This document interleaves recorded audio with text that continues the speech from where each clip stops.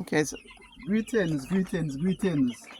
Now, this is a follow-up from the last time that we were here when we had the chicks in here. So we're gonna see the progress of how they're doing right now. They've grown a whole lot. And they are about almost 2 weeks they've been here. They've grown a whole lot. I lost two to mongoose. Their little feet on the lower end. The mongoose were able to climb up on one of the columns, and he got two of them, two of the black astrolabes. But so I took measures to prevent any further damage. I even put an extra floor, so it's a little messy, but it's better to clean the mess off than to lose lose some chicks. So I did that. So they're doing well. I put in a larger water containers. They go through a lot of water, as small as they are. So just a follow up from when we first, brought them in here. The container is still going and they sleep in that container at nights. So I'm gonna give them probably another maybe week or so. I'm gonna start putting some roost in because the black ones You're gonna put what in? roost, some sticks for them to fly upon at night. Okay. So I can still they're flying up on top. There's some soil I put up there for the little pebbles, the grit for them to pick on. So the layers are flying up there. I have to put soil along the sides for the meat birds, the broilers, because they don't fly up that high. What is the purpose of the pebbles? Okay, they eat their pebbles, they go into the gizzard and helps to grind the food down for digestion purposes. And it doesn't damage them in any way? It doesn't damage them. That's what birds do.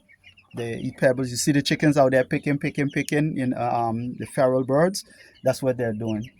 So we'll come back at some other point and see how they're doing. Okay.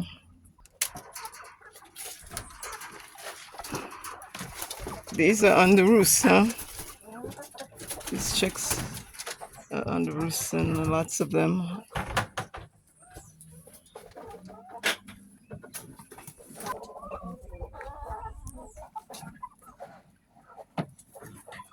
Okay.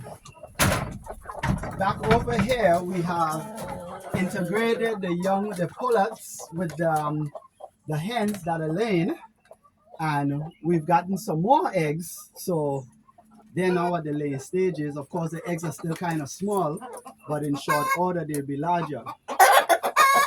Yeah, we have a rooster in here. Yeah, I put the rooster.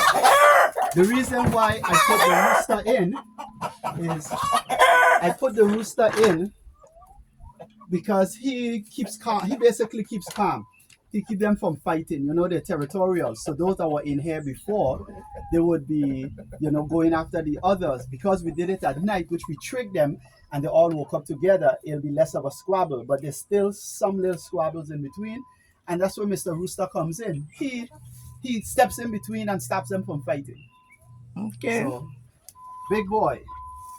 Ah, he flapped his wings. He's like, yeah, I'm the man. It's not all the time I can let them out, and the young ones are not trainers yet. The bigger ones I let them out, but the younger ones are not trainers yet. So since I can't let them out to pasture, I basically bring the pasture to them. Okay. So all this greens and my what you call weed and feed program. So as we weed in the garden, the weeds we bring in here and we put for them. So they're getting all the nutrients from all these different greens that we put for them. So yep, so that keeps things going.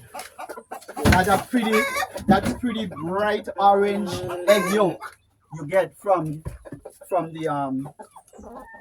the eggs, once the chickens eat a lot of green. So you have a very nutritious egg in the process. So everything is doing well. There are little, like I say, a few little scrabbles in between, but for the most part, there's no major fighting going on. Everyone is eating, put food in the containers, and they're doing well.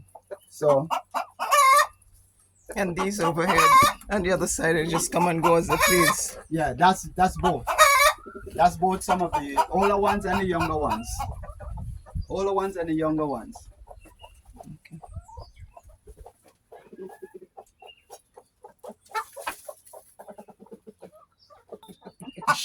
this is one of the older Buff Orpingtons. She has gone broody along with another broody, which means that they go into the setting mode where they will start to set to try to hatch the egg.